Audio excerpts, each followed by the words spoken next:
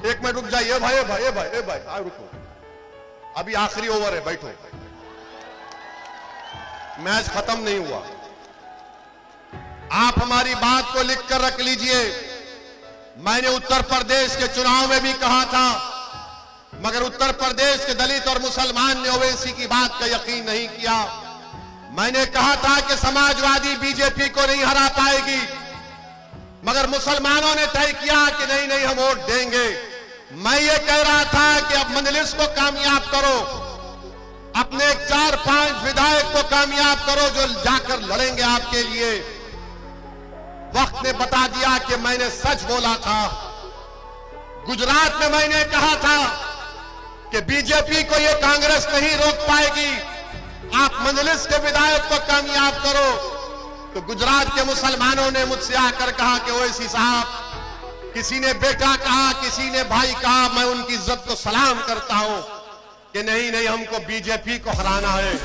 याद रखो, कांग्रेस में ताकत नहीं रही बीजेपी को हराने की, कांग्रेस में ताकत नहीं रही बीजेपी को हराने की। मैं सच कह रहा हूं, कहीं तुम भी गुजरात और उत्तर प्रदेश के मेरे उस पैगाम को अगर ठुकराओगे, ये तुम्हारा आपका इख्तियार है, कहीं नुकसान आपका और हमारा ना हो जाए।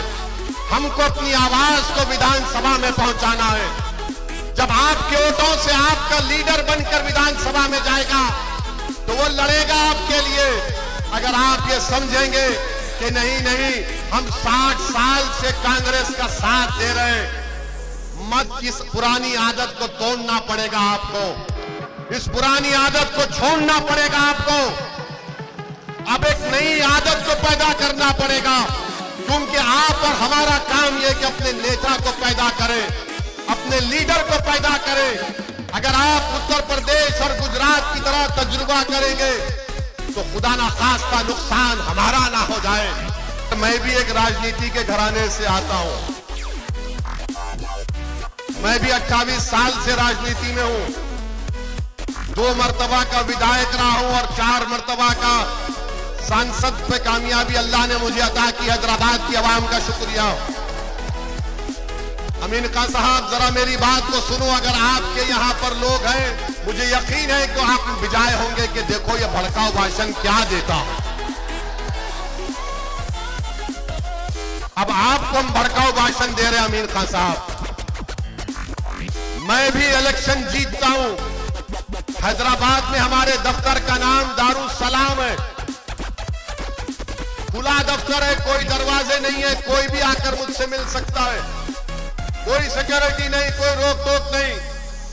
इलेक्शन जैसा खत्म हो जाता, मेरे पास बीजेपी के, कांग्रेस के वो तमाम लोग आते जो मेरे मुखालिफ में इलेक्शन में काम किए थे, और मैं अपनी जबान से कभी उनको ऐसा भी नहीं कहता हूं कि क्यों आए यहां पर, बल्कि इज्जत देकर उनको बिठाता और पूछता, बोलो क्या काम है तुम्हारा।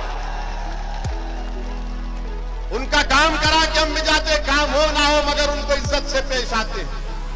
जब कोई हमारे ऑफिस पर आ जाता है तो हमारी जिम्मेदारी है कि उसका मान सम्मान रखें। और बहादुर इंसान तो वो है कि चुनाव के बाद वो सबको साथ लेकर चले, वही तो इंसान और नेता बन सकता है। मगर ये कि आप इतने बड़े पुराने आदमी हैं और कोई आपके घर को आया तो आप पूछते हैं कि तुमने वोट नहीं दिया। अरे बीजेपी के लोग मेरे पास आकर अपना काम करा कर जाते, मैं कभी उनसे नहीं पूछता हूं कि काम तुमने वोट दिया नहीं दिया, और वो मैं अपना काम कराकर मुझसे कहते हो ओवैसी साहब काम तो हो गया मगर चुनाव में मुकाबला करेंगे।